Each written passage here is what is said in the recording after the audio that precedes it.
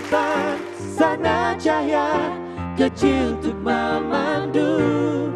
Tak hilang arah kita berjalan menghadapinya. Kalau lihat tadi video tadi, ya, ditambah lagu dari Camp Voice tadi, suasananya langsung suram rasanya gitu ya. Berasa syahdu ya. Terasa syahdu gitu. Syahdu banget. Rasanya kita nggak mau siaran, kita merenung aja. Kira-kira Nah, apa artinya gitu kan. Tapi santai aja gitu kayaknya. Kita harus tarik lagi santai aja. Mungkin obrolan hari ini memang penting, ngobrolin bencana tentang Indonesia ini. Tapi ya kita coba approach yang lebih tenang dulu ya. Belum, nggak tenang kok, suasananya aman kok. Aman. Saya udah tenang, hatinya aja yang belum. Debt collectornya tadi ketinggalan duluan soalnya, udah tenang hatinya. Nah saya mau mengundang seorang tamu yang sangat concern mengenai masalah-masalah mengenai alam. Dan ternyata dia juga pernah menjadi relawan bencana selama 40 hari. Saya mau undang Opi Andaresta. Hai Opi, apa kabar Opi? Ketemu lagi. Halo, silakan. Emang kalau kita ngomongin pohon nggak jauh-jauh dari bunga-bunganya kan? Bunga-bunga. Iya, Ya, makanya ini hadir juga dengan bunga, ini bunga-bunganya. mari silakan Iya. dimakan. Itu masih ada yang kosong-kosong, petik aja taruh di situ ya, masih ada jeda-jeda gitu. Baru Opi, nih. oh baru, Baru. pantesan masih ada ininya. Masih ada tag-nya. Nggak dicopot. Oh, iya. Ah, nggak dicopot. Tahu aja Oh, loh. saya simpan. Kasihan kalau kelihatan kamera. Nggak enak. Mbak Opi, kita ngomongin mengenai bencana hari ini. Santai aja sih sebenarnya. Kita nggak mau terlalu tegang. Tapi kalau berbicara bencana tadi saya bilang bahwa alam biasanya. Kalau Indonesia tuh selalu berhadapan dengan alam. Kalau Kadang-kadang ada juga bencana kantong bokeh. Nah Wah, itu yang nggak bisa dibantu itu sebenarnya. dasar ya. Kasian Teman-teman relawan sini prihatin, tapi maaf tidak bisa dibantu katanya kalau soal yang itu. Tapi kalau soal alam, kalau Mbak Opi sendiri melihatnya, kan banyak sekali bergelut dengan konservasi alam, upaya untuk mempromosikan konservasi alam ini. Nah, pada saat berhadapan dengan bencana dari alam, apakah pendekatan kita harusnya melihat bahwa aduh alam hari ini menjadi musuh kita, atau justru kita merasa bahwa wah kita kurang match nih sama alam hari ini? Nah itu dia sebenarnya kan bencana harus luruskan dulu ya. Bencana memang ada yang penyebabnya karena alam, ya kan? Ya. Kayak Indonesia kan di Ring of Fire. Ya, cincin Jadi api banyak itu ya. cincin api, banyak pegunungan, ya kan? Apa gunung-gunung api. Kemudian juga ada beberapa pulau di patahan gitu kan. Tapi juga ada bencana yang disebabkan karena ulahnya manusia sendiri, gitu kan. Jadi gara-gara hutan banyak yang ditebang, ya kan, Banjir. kemudian jadi banjir atau kemarin kebakaran hutan, Ya, ya kan. ya. Pokoknya ini sebenarnya sebab akibat. Kemudian kalau bencana alam itu nggak bisa diapa-apain lagi deh. Tapi memang harus diantisipasi karena kita tahu kita tinggal di daerah yang rawan gempa, bagaimana cara mengantisipasinya. Kalau bicara mengenai bencana, kalau itu kan bencana yang disebabkan oleh manusia, tentunya kita harus mulai dari sekarang juga untuk menghentikannya, buang sampah sembarangan, menciptakan polusi yang banyak gitu. Ya. Tapi kalau menghadapi bencana alam tadi, kalau tidak salah Mbak Opi pernah juga terlibat menjadi relawan di Aceh waktu itu ya? Iya, pas tsunami 2004 di Aceh, saya salah 40 satu hari? relawannya, 40 hari. Wow, kapan Anda berangkat? Ini kan terjadi Desember. Itu dia, waktu kejadian Desember itu kan katastrofik ya, Iya. itu Mau masuk keluar juga nggak bisa dahsyat gitu. gitu ya. Kita beyond of Iya, iya. imagine lah gitu, imagination. Jadi waktu kejadian itu saya setiap hari nonton TV, setiap hari memantau. Saya tanya sama kalian semua di sini, pasti kalau nonton rasanya kepingin berbuat sesuatu, Iya. ya enggak? Iya. Ya kan? Karena Iya. kita manusia pasti ada keinginan untuk, aduh apa yang bisa kita perbuat, rasanya kok dosa banget gitu ya kalau nggak ngapa-ngapain. Sama, saya juga kayak gitu, gelisah gitu loh. Wah, gue harus ngapain ya, gue harus ngapain. Akhirnya 3 bulan setelah, tepatnya bulan Maret lah, ini kan sebenarnya programnya panjang, ada yang namanya trauma, Ya. ya kan, meninggalkan trauma, ya kan. Kemudian akhirnya saya memutuskan, oke, kalau gitu saya mencoba untuk menjadi trauma healer. Jadi saya melamar di sebuah NGO dan saya memberikan Penyuluhan motivasi gitu, atau motivasi, penyuluhan, oke. istilahnya trauma healing gitu ya, Oke. menghilangkan trauma melalui kesenian, misalnya Oke. lagu, baca puisi. Kalau dulu Benar-benar. saya sama Raffi di Aceh, kita keliling tuh sampai ke Aceh ujung lah, kemana-mana, terus kita ke campnya, ke tenda-tenda gitu ya. Gue Jadi naik memberi kekuatan helikopternya psikologis gitu ya. UN gitu. Wih, pokoknya keren banget. Oke, nah kalau pada saat terjadi bencana ada sebuah nama yang selalu kita dengar, yaitu Badan Nasional Penanggulangan Bencana (BNPB). Nah, Oh, bukan Ebit GAD ya bukan lagunya. Ebit GAD. Lagunya langsung Ebit Itu pasti GAD, tapi lagunya. orangnya bukan itu. Lagunya. Sekilas mengenai Badan Nasional Penanggulangan Bencana ini kita lihat dalam video berikut ini.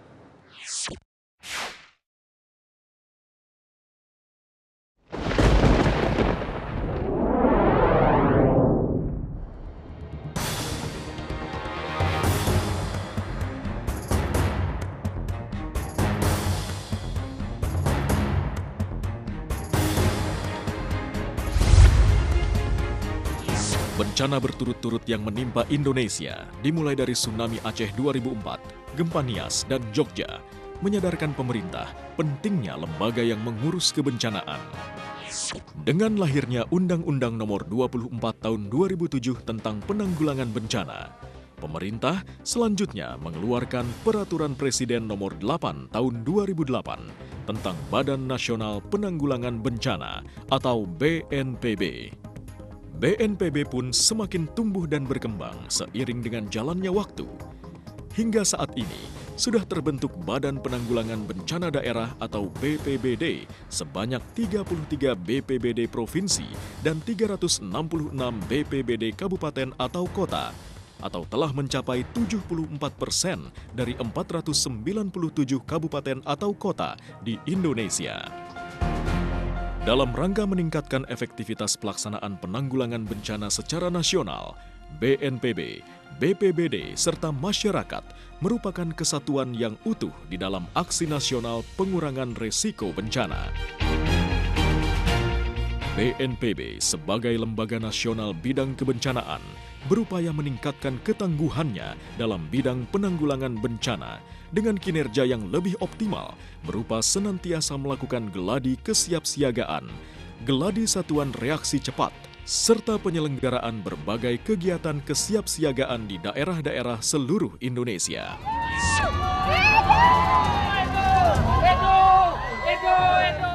Oke. Langsung saja kita ngobrol bersama Pak Harmensyah, Direktur Bantuan Darurat dari BNPB. Selamat malam, Pak Harmensyah. Apa kabar, Pak? Selamat malam, Pak. Selamat malam. Silakan, Pak Harmensyah. Bisa diceritakan sedikit mungkin BNPB kegiatannya kemarin kan ini baru ada bencana juga. Iya. Bagaimana sejauh ini penanganannya, Pak? Kita mengamanat dari Undang-Undang Nomor 24 ya, tahun 2007 bahwa penanggulangan bencana itu harus dilakukan secara cepat dan terpadu. Jadi bagaimana kalau ada bencana di daerah, ya secepatnya kita melakukan gerak cepat untuk kaji cepat ke lapangan bersama kementerian lembaga terkait dan juga mengajak daerah, pemerintah provinsi, pemerintah daerah bersatu padu, TNI, Polri, bagaimana kita bisa menangani bencana itu. Iya. Sejauh ini apa kesulitan paling besar dalam memenuhi itu gerak cepat menangani bencana? Sebenarnya mungkin ada daerah yang bisa cepat terjangkau, ada daerah yang terisolir. Tetapi kita tidak panik dalam hal ini karena memang bagaimana secepatnya kita bisa sampai ke daerah, kita berikan bantuan dan itu pun daerah melalui BPBD-nya segera melakukan gerak cepat. Ya, gerak cepat. Makanya Dengan BPBD amanat dari ya, PP tadi nomor 8. Emergency response ya, Iya, tanggap darurat tanggap ya. darurat secepatnya.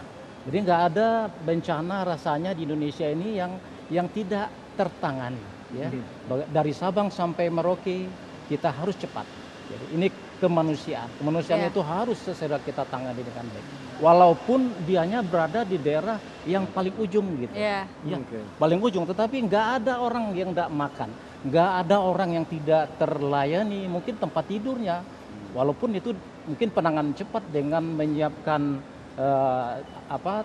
hunian sementaranya, itu harus cepat. Apalagi kebutuhan dasar masyarakat itu harus dan wajib terpenuhi. Oke, BNPB yang kita ketahui bahwa kalau terjadi bencana di Indonesia, biasanya kita langsung mendengar kata BNPB Iya. dan langsung dituntut juga BNPB nih mana aksinya gitu dan memang seperti kata Bapak tadi langsung bergerak cepat. Tapi Iya. yang saya dengar ternyata tidak hanya di Indonesia, pernah juga memberikan bantuan untuk bencana di luar Indonesia juga. Oh iya, itulah bencana itu tidak ada batas wilayah, batas agama, batas suku, batas daerah, batas suku bangsa lainnya nggak ada, borderless. Ya, kita harus paham juga, jangan Indonesia itu selalu menerima. Kita tidak ada itu, ya. Kita juga bantu Korea Utara, kita bantu Filipina, kita bantu Jepang, Mbak Waktu Opik, tsunami ya. kemarin ya? Iya, kita bantu. Kita juga tawarkan ke Cina, tapi tergantung dari request-nya, ya. Dia permohonannya ke kita dan dia bersedia untuk kita berikan bantuan, kita harus dan wajib hukumnya untuk memberikan bantuan. Oke, boleh bangga juga ya. Ternyata kita bisa bantu orang juga. Iya. Di tengah kita yang selalu terpuruk oleh bencana, tetap kita bantu Jangan mereka kita juga yang selalu masih membutuhkan. menerima saja. Oke, dan Oh, ada jadi saya mau dong minta bantuan. Ini buat THR lebaran. mungkin teman-teman nanti ya bareng aja. Saya juga mau minta nanti. Kita bertiga berarti ya. Darurat nih Pak. Tadi dibilang bahwa Korban dulu. jadi korban dulu. Kita kan tadi Pak Armesyah mengatakan bahwa kita mencoba juga membantu mereka yang di sekitar kita. Nah, bantuan ini tadi saya juga katakan Asia Pasifik menjadi salah satu kawasan yang paling rawan bencana dan ternyata kita juga punya aksi di kawasan ini yaitu paling tidak untuk Asia Tenggara. Seperti apa sesaat lagi tetap di Kata Kita. Yakinkan restu bumi, bangunkan jiwaku, basuhi raga kita. Restu bumi leburkan hati, sucikan dari debu dunia.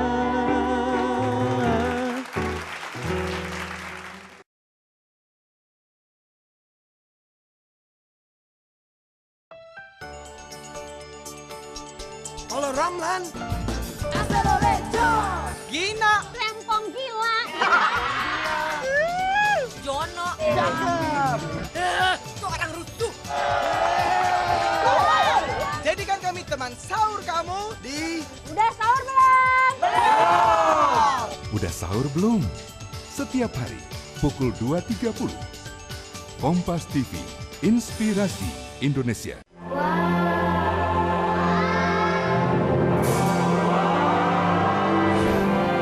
Dengan Bimoli, masakan ibu jadi favorit semua orang. Bimoli, kesempurnaan minyak goreng.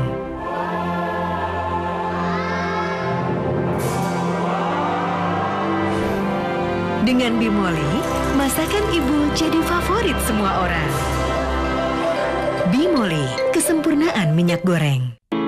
To keep in touch, to say I miss you, to be whoever you want to be, to fall in love, to feel the world, to be famous and spontaneous, to be whoever you want to be, to celebrate. Karena siapapun kamu dan apapun kebutuhannya, hiduplah dengan cara smart dengan bergabung di jaringan anti lelet Smart Friend.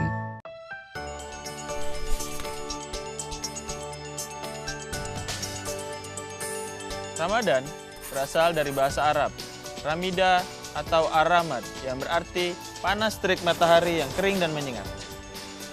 Pada akar yang sama, ada Ramda yang berarti pasir terjemur.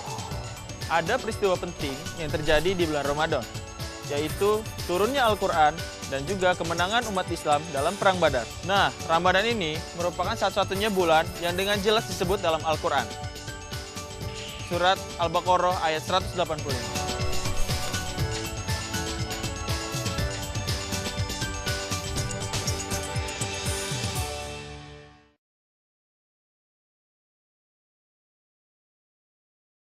Restu bumi leburkan hati, sucikan dari debu dunia.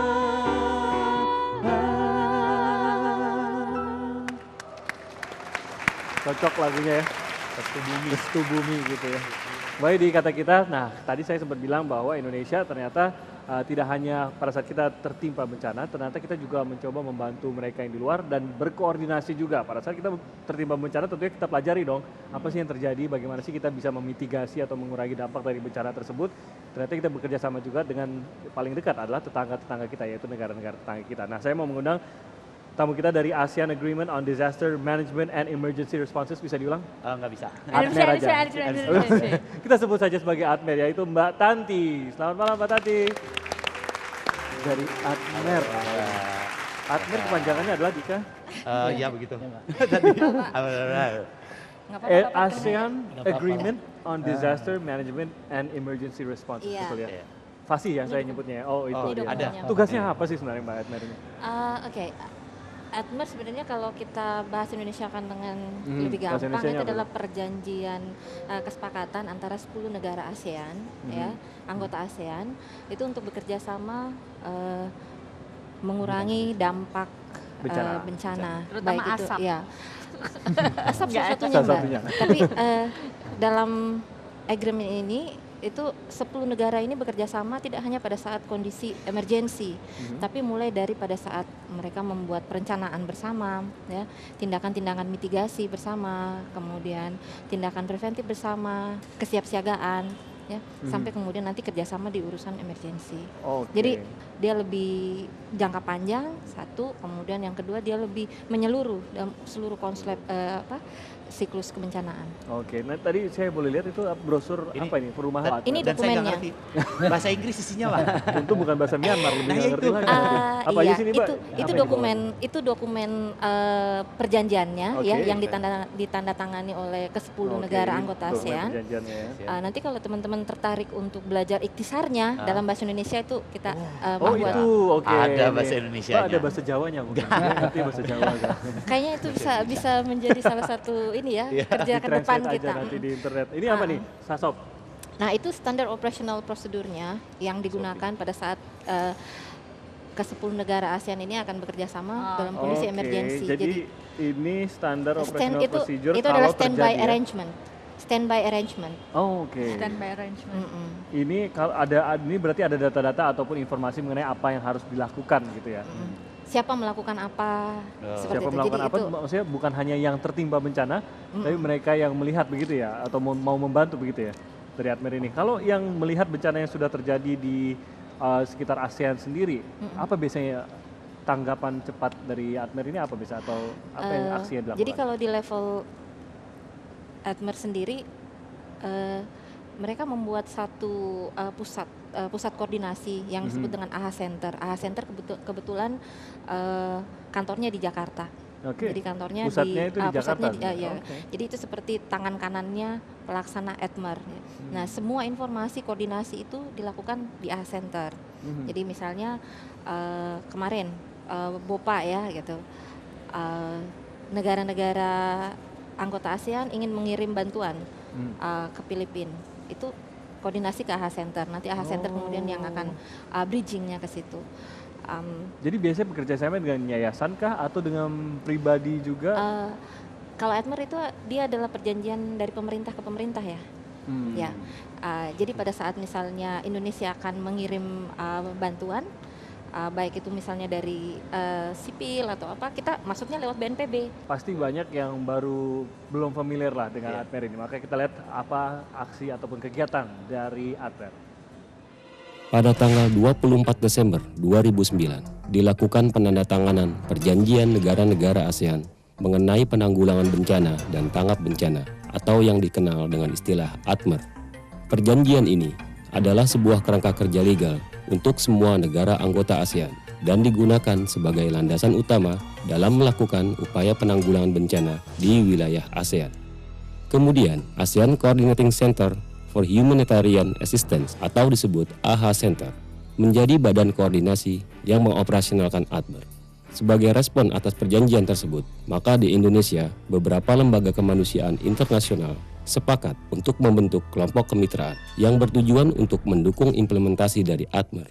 Nah, kalau lihat aksi dari mereka yang mencoba membantu, tadi kita lihat bagaimana BNPB dan juga ADMER memberikan reaksi atas sebuah bencana. Tentunya yang tidak luput dari situ adalah para relawannya, orang-orang yang hadir ke sana untuk membantu. Saya mau mengundang seseorang yang suka mengejar daerah bencana ini, ke hobinya kayaknya. Tapi bukan hanya mengejar, membantu dan juga mempelajari. Dia dikenal sebagai Kang Ete, tapi sebenarnya namanya adalah Eko Teguh Paripurno. Selamat malam, Kang Ete. Hati-hati kamera, Kang Ete. Hampir saja, hampir terjadi bencana kecil di sini kena kamera, Kang Ete. Silakan. Salaman yang ketiga, Pak. Sempat kali, Kang. Akang mau duduk di tengah? Sini aja udah. Wah, Kang Ete ini pernah masuk pemberitaan banyak karena menerima sebuah award. Iya. Kalau saya baca di sini dari PBB, mana tadi tulisan saya? Dari PBB namanya Sasakawa Award ya benar ya, tahun 2009 ya. Iya. Kalau tidak salah jadi orang pertama di Asia Tenggara yang menerima Iya, ini. begitu ceritanya. Ini adalah award untuk komitmen mengurangi resiko bencana. iya. Apa sih yang Anda lakukan yang dilihat oleh PBB pada waktu itu? Jadi saya dianggap, itu penting kata dianggap. Dianggap ya. Asumsi mereka adalah gitu ya. Dianggap berperan dalam mendorong pengurangan risiko bencana, berkolaborasi antara masyarakat, pemerintah di level nasional sampai komunitas gitu. Jadi kerja-kerjanya, kerja kolaboratif itu mulai diakui, mulai dilakukan. Ya. Nah, terutama urusan pengurangan risiko bencana. Tadi pribadi atau di bawah? Sebenarnya Yayasan ada atau? kerja-kerja pribadi, ada kerja-kerja sama, tapi saya berstatus sebagai orang pusat studi bencana UPN Veteran Yogyakarta. Anda tertarik sekali dengan bencana-bencana di Indonesia seperti itu, khususnya bencana alam ya. Mulai dari kapan itu? Kebetulan saya geologis, ya. Lantas ketika Merapi meletus tahun 94, 65 orang meninggal. Pertanyaannya selalu begini, apakah setiap ada fenomena alam bekerja, orang lantas mati? Kan enggak, gitu. Mesti ada yang salah. Ini ada mismanajemennya di mana? Ditelusurin bareng-bareng masyarakat, ternyata yang penting adalah bagaimana kita mengenal ancaman, menginformasikan pada diri kita sendiri, beradaptasi terhadap ancaman, sehingga ketika terjadi fenomena alam itu yang merugikan, kita bisa meresponnya dengan baik, tidak merespon dengan kematian. Sejauh ini menurut Anda, apakah sebenarnya orang Indonesia memang sadar, tapi apakah orang Indonesia sampai berbuat, hasil dari kesadaran itu berbuat dan bersiap? Nah, perkaranya kan kadang kita nggak sempat mempelajari, mengetahui, kita nggak sempat menyadari, kita nggak sempat merespon. Atau keras kepala. Ya, kadang itu yang susah. Mungkin Pak. juga keras kepala gitu kan. Saya pakai bahasa positif aja. Jadi positifnya tidak sempat, negatifnya keras kepala gitu. Nah itu banyak ya keras kepala gitu ya. Terima kasih banyak Pak Hermansyah sudah datang di sini, Mbak Tanti terima kasih banyak. Tentunya kita doakan jangan sampai terjadi bencana di Indonesia, tapi kalau memang kita harus menghadapinya, semoga kita lebih siap ya. Dengan program-programnya kita doakan akan lebih lancar lagi, kita lebih siap lagi menghadapi bencana. Kang Ite, Mbak Opi, jangan kemana-mana, tetap bersama kita. Kita mau berbicara lebih jauh, khususnya sekarang berbicara tentang relawan, mereka yang datang ke daerah bencana. Banyak relawan yang membantu, tapi ternyata tidak sedikit juga relawan yang kaget pada saat tiba di sana. Tapi sebelum kita berpisah, saya mau mengajak Anda menikmati sebuah musik yang sangat luar biasa ya. Ini suami istri memang luar biasa sekali. Endah and Reza. Diambil dari album Escape, Endah and Reza. Ceritanya tentang bagaimana sebuah teknologi berkembang di sebuah pulau bernama Pulau Silence. Berkembang dengan tidak terkendali sehingga membawa kehancuran bagi Pulau Silence itu sendiri.